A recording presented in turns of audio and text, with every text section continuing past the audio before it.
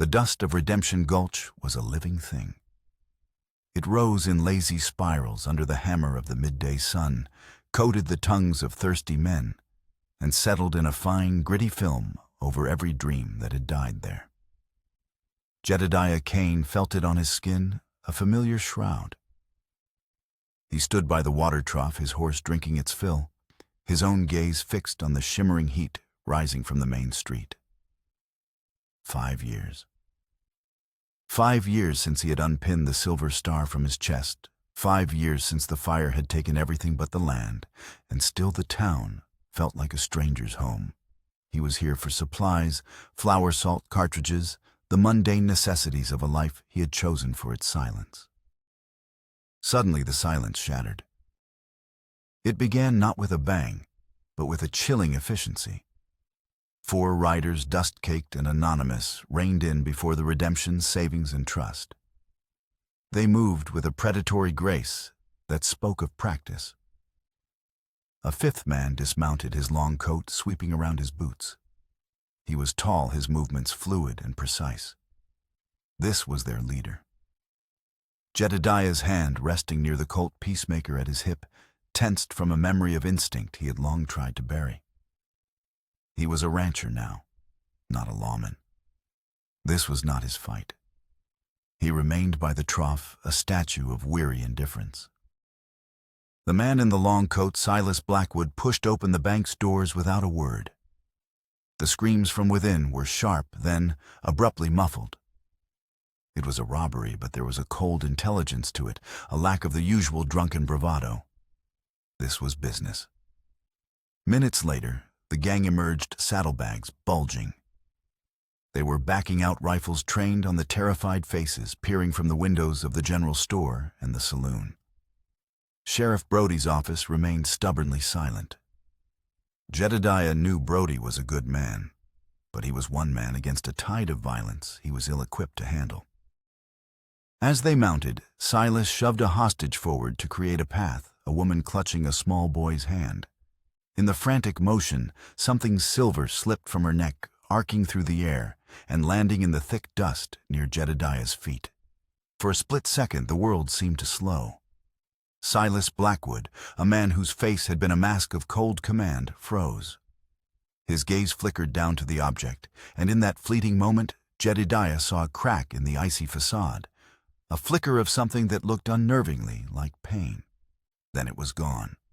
Silas spurred his horse, and the gang thundered out of town, leaving behind a cloud of dust and stunned silence.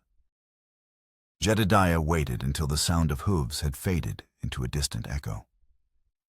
The townsfolk crept from their hiding places, their voices a low murmur of shock and fear. The woman, her face pale, was trying to soothe her crying child. Sheriff Brody finally appeared, his face flushed, his movements flustered. Jedediah ignored them all. He knelt, his fingers brushing the dust away from the silver object. It was a locket, an oval of intricately engraved silver, tarnished with age, with a delicate floral pattern he knew as well as his own reflection.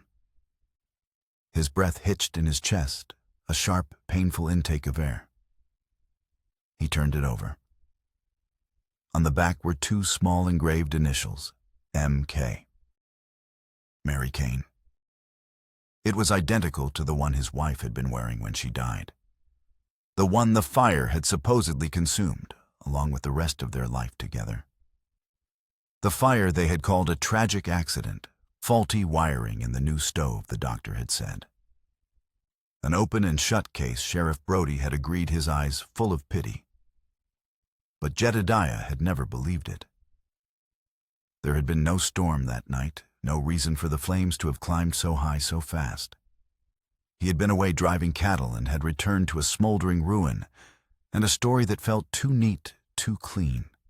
He had buried his wife, buried his badge, and retreated into a fortress of grief on his ranch, the unanswered questions festering like a wound that would not heal. Now, holding this impossible object in his hand, the wound tore open. This was not a coincidence. The brutal outlaw, the terrified woman, and this ghost from his past were all connected.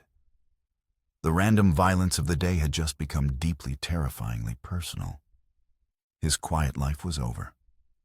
The past he had tried to bury that had just ridden back into town, and it had a name: Silas Blackwood. The sun bled across the horizon, painting the mesas in hues of blood and rust as Jedediah rode home. The landscape was a testament to endurance, a harsh and beautiful world of skeletal saguaros reaching for a merciless sky and ancient rock formations carved by a wind that whispered of eternity. It was a land that matched his soul-scarred, silent and solitary. His ranch was nestled in a small, defensible valley, a collection of sturdy buildings hewn from timber and stone, a testament to 5 years of channeling grief into hard labor. The main house, rebuilt on the ashes of the old one, stood as a monument to what he had lost. Inside, the silence was absolute, broken only by the crackle of the fire he lit in the hearth. He placed the silver locket on the rough-hewn mantelpiece, beside the only photograph he had of Mary. Her smile in the faded sepia image was full of a life that had been stolen from him. The 2 lockets, one in his memory and one in his hand, were mirror images. Why was a stranger wearing his dead wife's locket? And why did the sight of it cause a killer like Silas Blackwood to hesitate? His memories of the fire were a chaotic storm of senses: the acrid smell of smoke that clung to his clothes for weeks, the roar of the inferno devouring the home he had built, the sickening heat on his face as he stood helpless, held back by neighbors. But beneath the chaos, there were details that had always gnawed at him. A back window, which he always kept barred, had been shattered outward. The tracks of a single horse, not his own, were found near the creek bed, and the following morning dismissed as belonging to a passing trapper. The next day, he rode back into Redemption Gulch, the locket heavy in his pocket. The town was still buzzing with talk of the robbery. He bypassed the saloon and headed straight for the office of Dr. Alistair Finch, a man whose hands had trembled slightly as he'd signed Mary's death certificate 5 years ago. The doctor's office smelled of antiseptic and old paper. Dr. Finch, a man whose frame seemed to shrink with each passing year, looked up from his desk, his spectacles perched on the end of his nose. "Jedediah," he said, his voice thin, "I heard you were in town yesterday. A terrible business at the bank." Jedediah didn't waste time on pleasantries. He placed the locket on the doctor's desk. The silver gleamed under the lamplight. "I need to ask you about the fire, Doc. About Mary." Dr. Finch paled, his gaze fixed on the locket. He swallowed hard, his Adam's apple bobbing. "That was a long time ago, Jed. A terrible accident." Was it? Jedediah's voice was low, a quiet threat. "You were quick to sign that certificate. Death by smoke inhalation. No questions asked." The doctor's hands began to shake. He nervously adjusted his spectacles. The evidence was clear. The stove. The stove was new. Jedediah cut in, his voice like stone. "Tell me what you're not telling me, Alistair." Finch flinched at the use of his first name. He wrung his hands, his eyes darting toward the door as if expecting rescue. "There were irregularities." He whispered the words barely audible. "The burns on her body. They weren't consistent with someone trapped in a simple house fire." But Sheriff Brody insisted. He said the town needed peace, not speculation. He said it was for the best. Jedediah's blood ran cold. Brody, Sheriff Brody, who had been his friend, his deputy, before Jedediah had turned in his badge. Brody, who had patted his shoulder and assured him it was a senseless tragedy. He left the doctor's office without another word, and the man's fearful confession echoing in his mind. He found Brody outside the sheriff's office, overseeing the repair of the bank's doors. Jed Brody said, his tone attempting a familiar warmth that now sounded false. "Good to see you. We could have used your gun yesterday."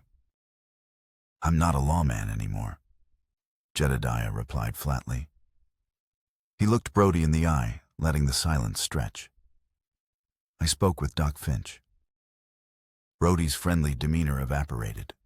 His shoulders stiffened. About what?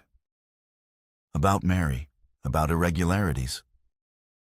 The sheriff's face hardened. He took a step closer, his voice dropping to a low growl.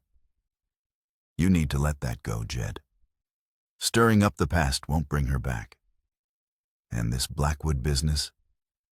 It's dangerous. I hear he's got a vendetta against half the territory. Stay out of it. For your own good. The warning was clear, an order disguised as advice. Brody wasn't just overwhelmed. He was hiding something. He was protecting someone or something in his town, and he was willing to bury the truth about Mary's death to do it. The web of conspiracy Jedediah had suspected for 5 years was no longer a phantom of his grief. It was real, and the silver locket in his pocket was the key. He rode back to his ranch, the setting sun at his back, a cold certainty settling in his soul. This was far bigger than a bank robbery. His quest for justice for Mary had just become intertwined with the violent hunt for a woman he didn't even know. That evening, as a storm gathered over the mountains, the solitude of his ranch was broken by the frantic sound of an approaching wagon. Jedediah was on his porch in an instant, rifle in hand, his senses on high alert. The wagon, one wheel splintered and broken, skidded to a halt in his yard. A woman climbed down, her face etched with desperation. She held 2 children close, a boy of about 10 and a girl no older than 7. It was the woman from the bank. Please, she gasped, her voice ragged with exhaustion and fear. We saw your smoke. Our wagon, it's broken. We have nowhere else to go. Jedediah's gaze was hard, his rifle held steady. His ranch was his sanctuary, a place no trouble had touched for 5 years. He was not about to let it in now. Trouble finds folks who look for it, he said, his voice gruff, a wall of clipped sentences. State your business. The woman, Alara Vance, flinched at his tone but did not back down. Her speech was articulate, refined, a stark contrast to her torn dress and disheveled appearance. Sir, I assure you this was not my intention. We are in grave danger. The man who robbed the bank, Silas Blackwood, he will not stop until he finds us. Why is he after you? Jedediah demanded, his eyes scanning the darkening trail behind her. He's not after money, she explained, her voice trembling. He's hunting me for something my late husband possessed. A ledger. Jedediah's mind raced, connecting the pieces. Blackwood, the woman, a ledger. He pulled the locket from his pocket and held it up in the fading light. Is this yours? Alara's eyes widened in shock. A sob escaped her lips. How? How did you get that? It fell during the robbery, he said, his voice tight. Answer my question. Why is it identical to the one my dead wife used to wear? She stared at him, comprehension and a new wave of fear dawning on her face. Your wife, Mary Kane. Her whisper was barely audible. My husband. He gave this to me. He said it belonged to a friend, someone he failed to protect. The world tilted on its axis. The connection was no longer a suspicion. It was a certainty, sharp and brutal. This woman, this ledger, and the death of his wife were all threads in the same dark tapestry. Before he could process the revelation, Alara's son Thomas pointed a trembling finger down the valley. Mama, the boy whispered. Riders. Jedediah saw them too, 3 dark figures on horseback, moving steadily toward his land. They were coming. Silas Blackwood's men. He looked from the riders to the terrified faces of Alara and her children, Anna and Thomas. His solitude was a fortress, but it was a cold and empty one. For 5 years he had been a ghost, haunting his own life. Now life, frightened and desperate, was knocking on his door. He made his choice. "Get inside," he ordered, his voice leaving no room for argument. Now. He had just invited the storm into his home, but for the first time in a long time, Jedediah Kane had a reason to fight it. The riders approached not with the thunder of a full-blown assault, but with the patient circling threat of wolves testing a fence line. Jedediah bolted the heavy oak door and shoved Alara and the children toward the back of the main room, away from the windows. The air in the cabin grew thick, with a tension that was more suffocating than the silence that had lived there for years. "They know we're here." Alara whispered, her arms wrapped around her children, who stared at Jedediah with wide, terrified eyes. "They know a wagon broke down near my land." He corrected, his voice a low growl as he peered through a slit in the window shutters. "They're not sure of anything yet." But he knew it was a temporary reprieve. These were not men who would be deterred by an unlit cabin. He moved with a cold purpose that was a relic of his former life, a muscle memory of survival. He doused the main lantern, leaving only the flickering firelight to cast long, dancing shadows on the walls. "The creek bed behind the house," he said, not looking at her. "It cuts deep. If they come at the front, it's our way out. But if they circle—" He didn't need to finish. They would be trapped. Outside, a voice called out, sharp and impatient. "We know you're in there, Vance. Silas wants the ledger. Give it to us, and we'll let the rancher live." Jedediah saw Alara flinch. "I don't have it," she insisted, her voice shaking. "I swear, I don't know where my husband hid it." He glanced at her, his expression unreadable. "Doesn't matter what's true. Only what they believe." He moved to the other side of the cabin, checking the rear windows. The landscape was dark, but he knew every rock and tree. His land was his advantage. He had spent years learning its secrets. He had laid traps for coyotes and the occasional mountain cat's simple snares and deadfalls. He never imagined he would be using that knowledge against men.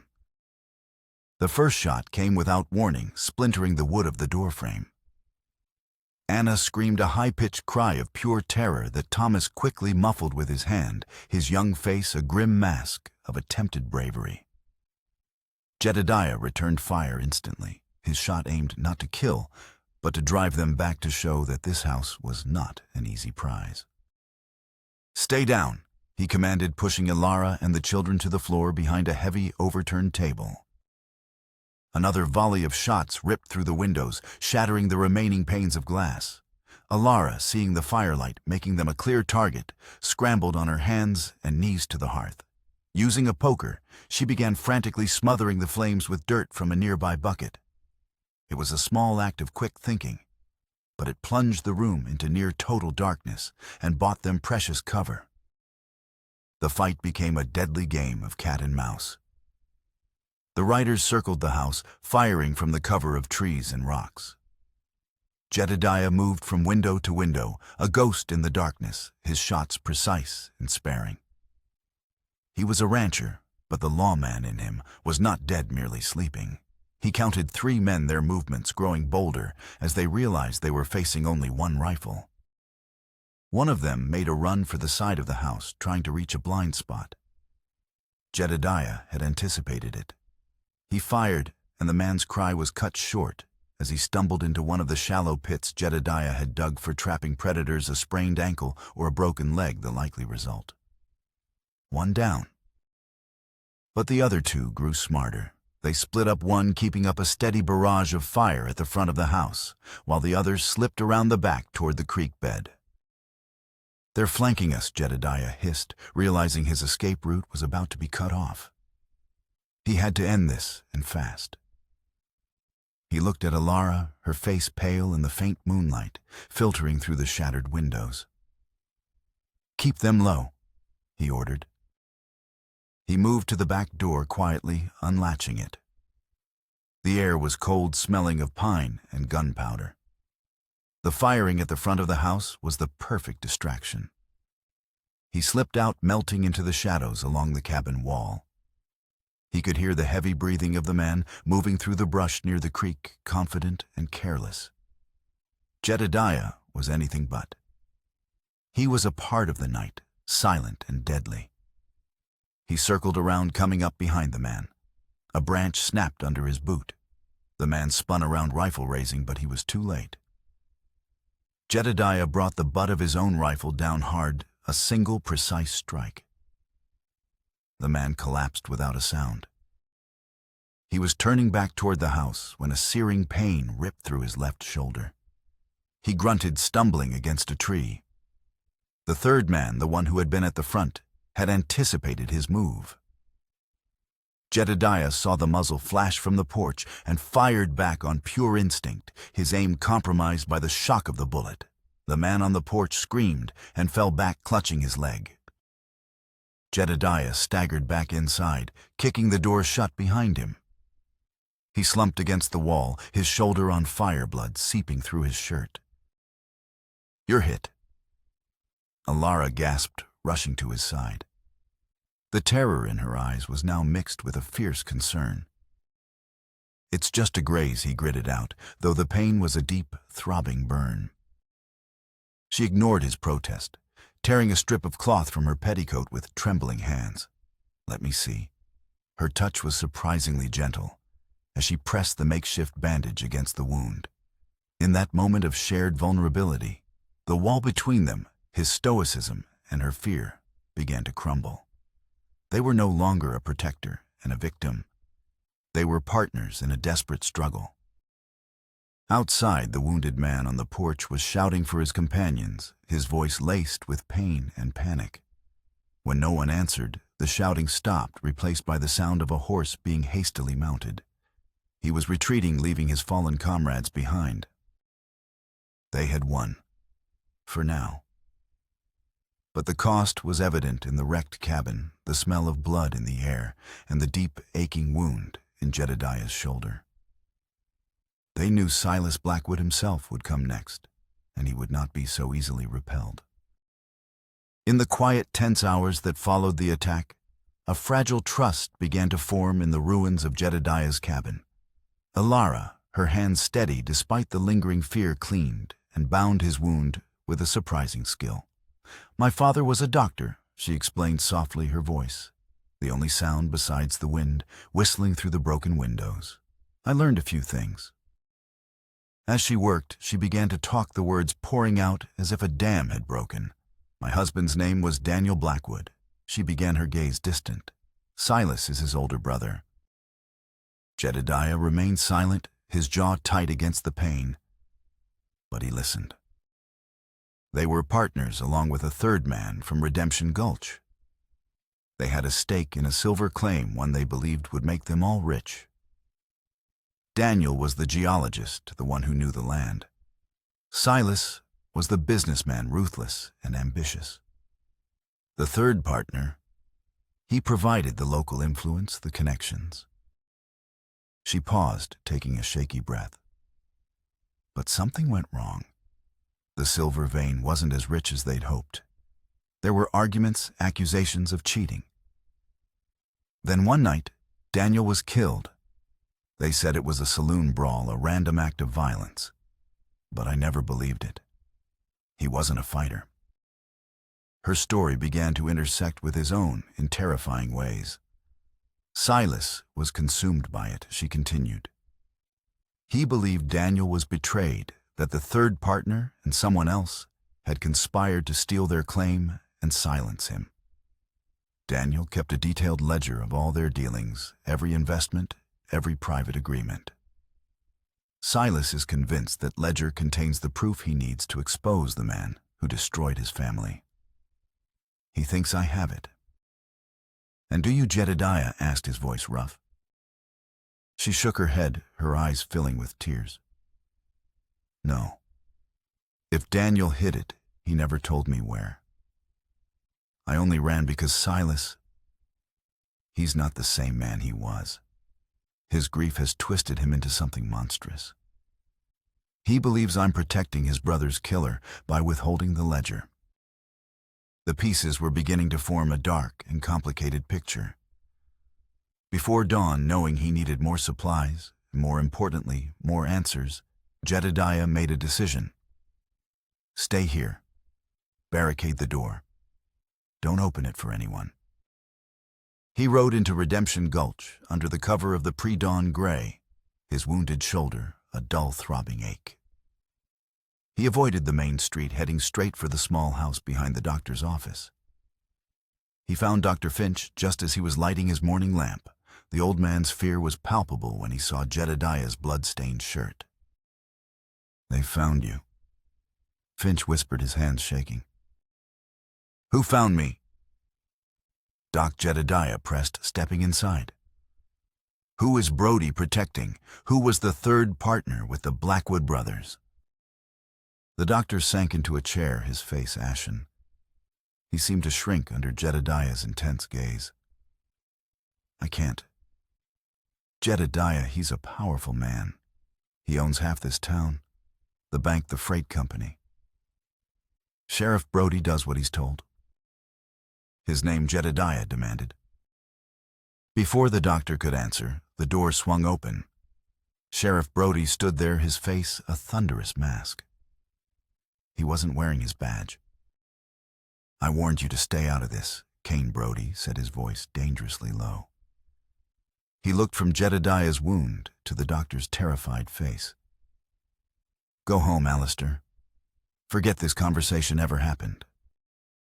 The doctor scurried out, practically tripping over his own feet. Brody stepped forward until he was inches from Jedediah. "You're a fool. You think you can protect that woman. Silas Blackwood will burn you and your ranch to the ground to get what he wants. Whatever conspiracy you think you've uncovered, you need to bury it. For your own good. For the good of this town." "Was it for the good of the town that you covered up my wife's murder?" Jedediah's question was quiet, but it landed with the force of a physical blow. Brody's face went rigid. For a moment, Jedediah saw a flicker of the friend he once knew, a flash of regret, of sorrow.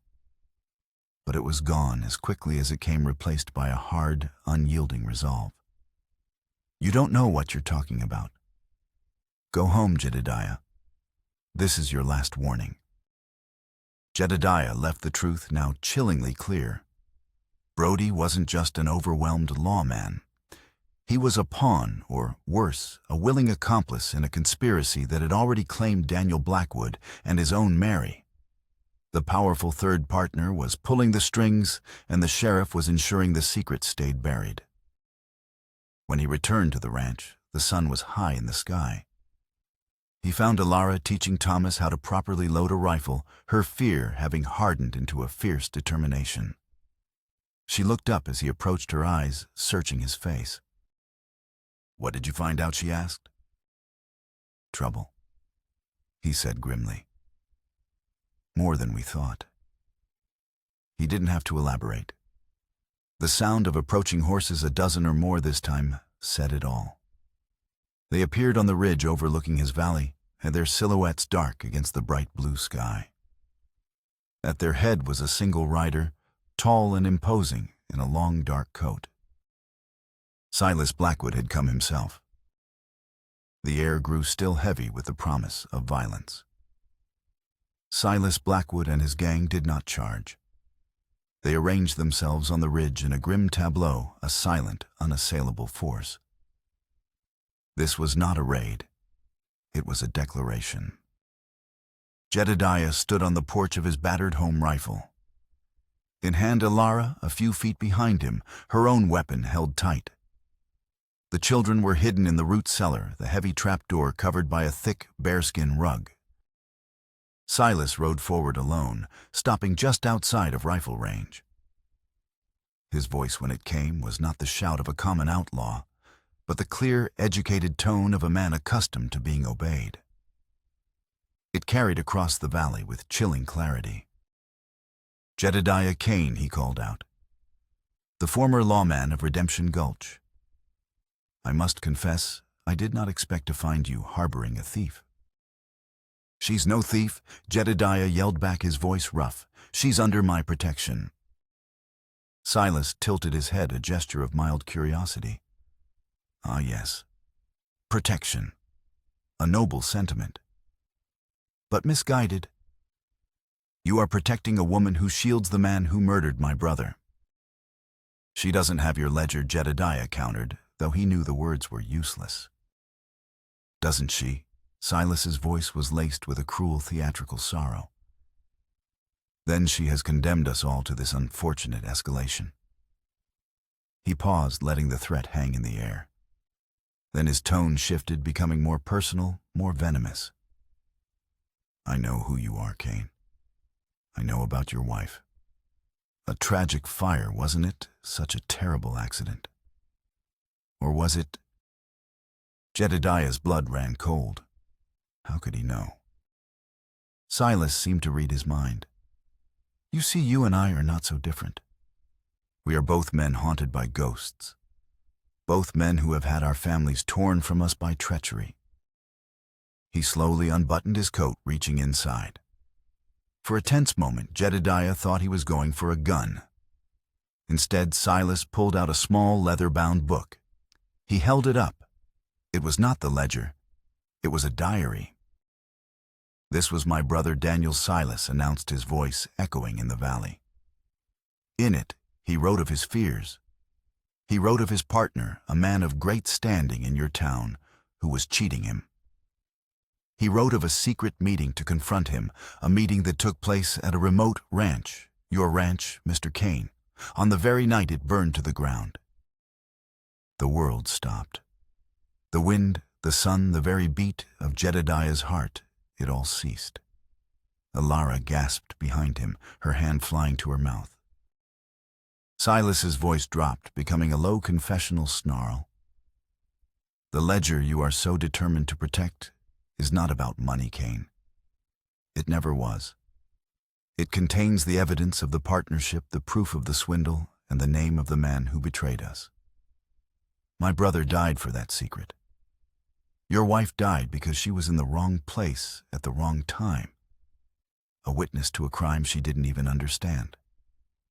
I am not hunting Mrs. Vance for greed. I am hunting her for justice, for the name of the man who took everything from me. The revelation struck Jedediah with the force of a physical blow. Silas Blackwood was not a simple villain.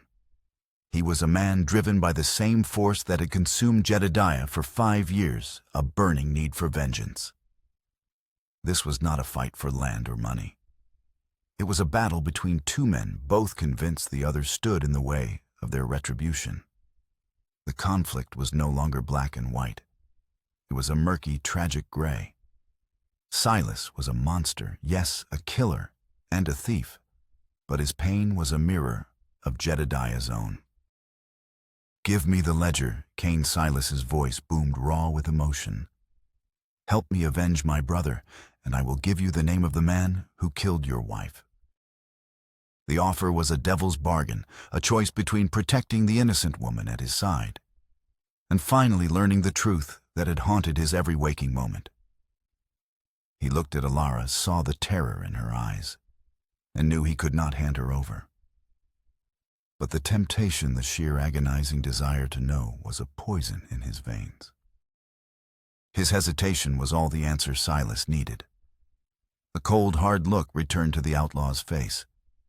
The moment of twisted camaraderie was over. So be it, Silas said, his voice flat and devoid of all emotion. He raised a hand, a silent command. His men raised their rifles. You have chosen your side. The world exploded in a deafening roar of gunfire. The siege had begun. The ranch could not be held. Jedediah knew it the moment the first volley of concentrated fire ripped through the walls of his home. Silas's men were numerous and disciplined, advancing under coordinated cover, their bullets chewing the log cabin to splinters. It was no longer a defense. It was a slow, inevitable execution. The seller, he yelled to Alara over the din, pulling her away from the disintegrating front wall. "Get the children.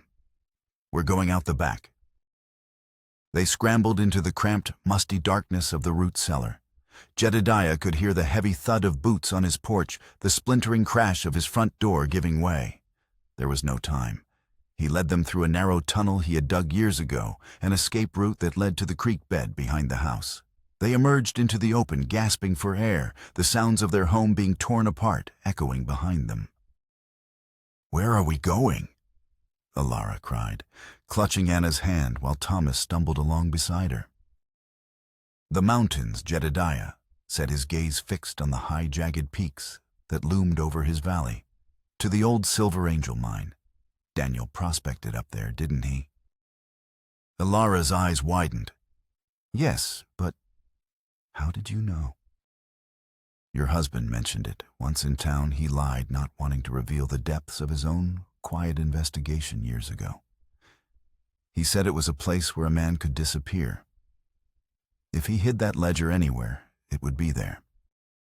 It was a desperate gamble, but it was the only one they had. Their journey into the treacherous high country began. They were no longer defenders. They were fugitives. The terrain was their new enemy, a brutal landscape of sharp rocks, steep inclines, and dense thorny brush. Silas's men were relentless, fanning out behind them, their pursuit a constant menacing presence. The flight forged their small group into something new. The boundaries between them, Jedediah, the stoic protector Alara, the frightened widow, dissolved under the shared hardship.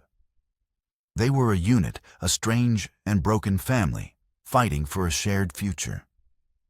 Jedediah's gruff command softened. He showed Thomas how to read tracks in the dirt, how to find the North Star, his voice patient, the lessons a small legacy passed from one generation to the next.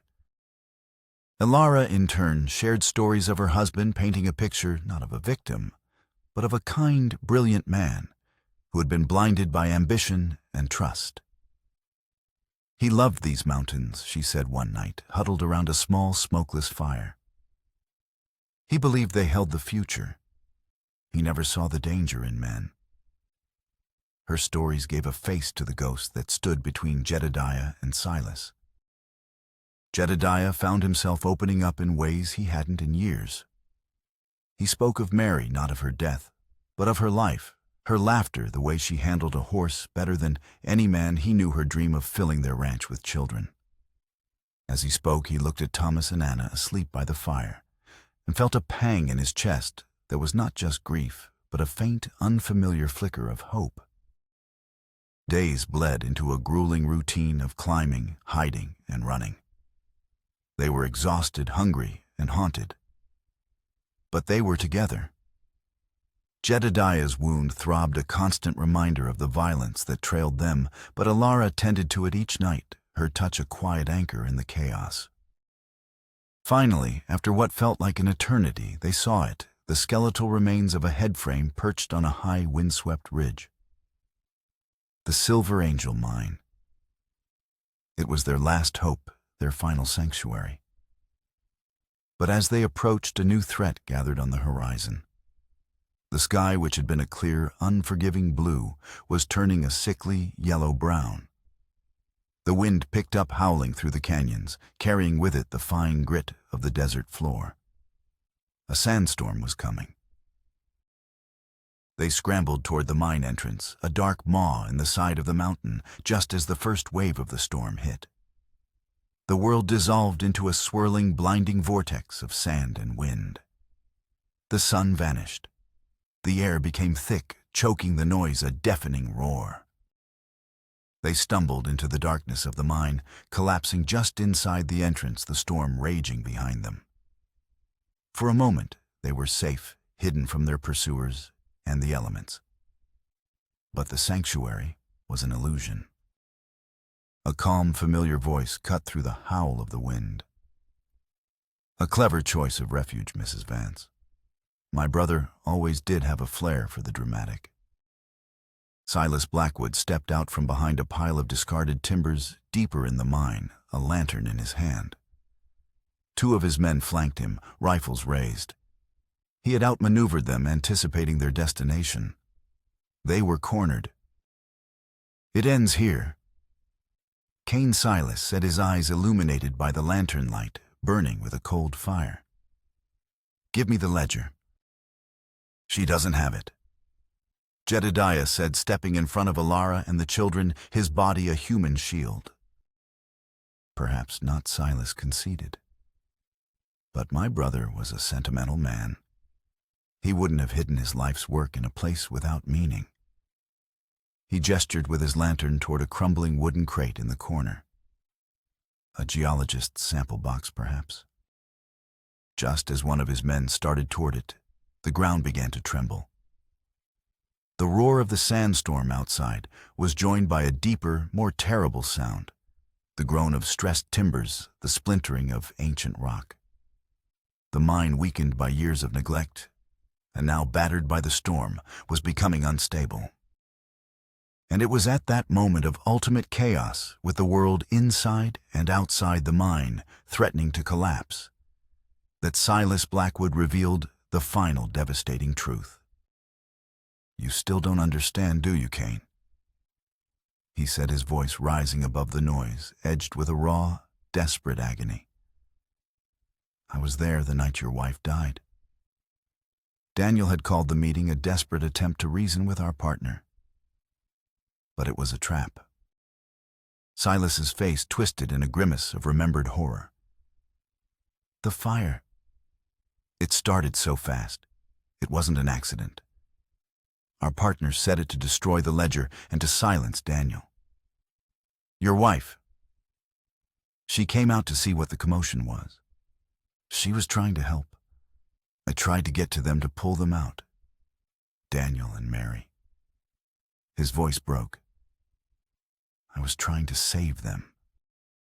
A new voice, hard and authoritative, cut through the swirling dust at the mine's entrance. "He's a liar, Cain. Don't listen to him." Sheriff Brody stood there, flanked by 3 of his deputies, their guns drawn. The sandstorm had provided him the perfect cover to follow them. His face was no longer that of a conflicted friend. It was the cold, hard mask of a man cornered. "Daniel Blackwood and your wife were colluding to cheat a decent, respectable man," Brody declared, his voice ringing with false righteousness. "Their deaths were a tragedy of their own making."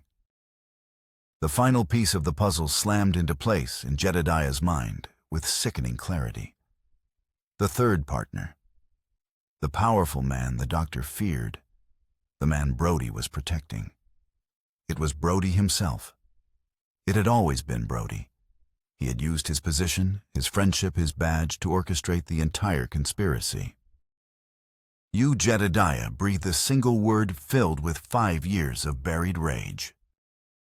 Me, Brody confirmed with a cold smile. And now I'm here to clean up the last loose ends. He raised his pistol, aiming it not at Silas, but at Jedediah. No witnesses. The mine groaned again, louder this time. Dust and small rocks rained down from the ceiling. Outside, the sandstorm howled like a vengeful god. The climax was no longer a simple standoff. It had become a desperate 3-way war in a crumbling tomb, with Jedediah and Silas, mortal enemies, now trapped on the same side of a line drawn in blood and betrayal. The mine shuddered, and the world devolved into a maelstrom of dust, darkness, and gunfire. The lantern Silas held crashed to the ground, its glass shattering, plunging the cavern into a disorienting gloom, pierced only by the intermittent flashes of muzzle fire. The storm's roar was a constant, deafening bass note to the sharp, percussive cracks of the pistols and rifles. In the swirling chaos, Brody's objective was simple: eliminate everyone. His deputies fired blindly into the dark, their bullets ricocheting off the rock walls with terrifying, unpredictable whines. Jedediah shoved Alara and the children behind a thick support beam, the only solid cover in the collapsing cavern. "Stay here," he yelled over the cacophony. He saw Silas Blackwood momentarily silhouetted by a muzzle flash, not retreating, but charging forward. His fight was singular, his target absolute Sheriff Brody. This was the culmination of his long-twisted quest for justice. Jedediah realized in that split second that their purposes for this moment were aligned. He raised his own Colt, not aiming at Silas, but at the deputies who were trying to cut him down. An uneasy and unspoken alliance was forged in the heart of the battle. Jedediah, the former lawman, provided covering fire, his shots precise, aimed to disable rather than kill, a testament to the code he still carried within him. Silas, the avenging outlaw, was the brutal spearhead, closing the distance to Brody with a feral intensity. One of Brody's deputies cried out as a bullet from Jedediah's gun struck his arm, sending his rifle clattering to the floor. Another was tackled by Silas, a brief brutal struggle ending with a sickening thud. The mine groaned again, a deep, guttural sound, from the earth itself. A large section of the ceiling near the entrance collapsed, sending a cascade of rock and timber down, partially sealing them in, and kicking up a fresh, choking cloud of dust. Through the haze, Jedediah saw Brody and Silas finally collide. It was not a gunfight, but a desperate close-quarters brawl. Brody was strong, his movements backed by the desperation of a man about to lose everything. But Silas was fueled by years of pure, distilled hatred. They grappled, trading blows, their grunts of effort lost in the storm's howl. Jedediah was about to move to help when the last conscious deputy took aim at him. Alara screamed a warning. Jedediah dove to the side, just as a bullet tore through the space where he'd been standing. He fired back from the ground, his shot finding its mark. The cavern fell into a momentary ringing silence, broken only by the storm and the sounds of the two men still locked in their death struggle. Then a single sharp gunshot echoed louder than the rest. Both Brody and Silas staggered back from each other. Brody stood clutching his shoulder, his face a mask of pain and shock. Silas stood for a moment longer, swaying on his feet. A dark stain was spreading across his chest. He looked down at it, not with surprise, but with a strange, almost peaceful acceptance. He had fired the shot that hit Brody, but Brody's own pistol had found its mark as well. Silas sank to his knees, his gaze finding Jedediah's through the dust. The diary. He rasped, his voice a faint whisper. My brother's diary. Proof. Brody, seeing his chance, raised his gun again for a final killing shot. But he never fired it. With his last ounce of strength, Jedediah lunged forward, tackling the corrupt sheriff, sending them both crashing to the floor. Jedediah's fist connected with Brody's jaw, and the fight went out of the man. The dust began to settle. The storm outside seemed to be losing its fury. Jedediah stood, his chest heaving, and looked down at the wreckage. His enemies were defeated. But there was no triumph, only a profound and hollow ache. He went to Silas's side. The outlaw's breathing was shallow, his life rapidly fading. Alara was already there, tears streaming down her face as she knelt beside the brother-in-law she had both feared and pitied. Jedediah. Silas whispered, his eyes locking onto him. Justice, for Mary too. He fumbled inside his coat and pushed his brother's diary into Jedediah's hand. It was the final piece of evidence, the confession written in another man's hand, the proof that would burn Brody's world to the ground. Then with a final shuddering breath, Silas Blackwood's quest for vengeance came to an end. Later, after the storm had passed and the authorities from the next county had arrived to take a subdued Sheriff Brody into custody, Alara found what they had all been searching for. Tucked into a false bottom of the geologist's sample crate was the ledger.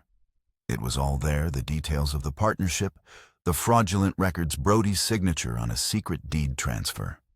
The truth buried for so long had finally come to light. Back in Redemption Gulch, the town was in turmoil.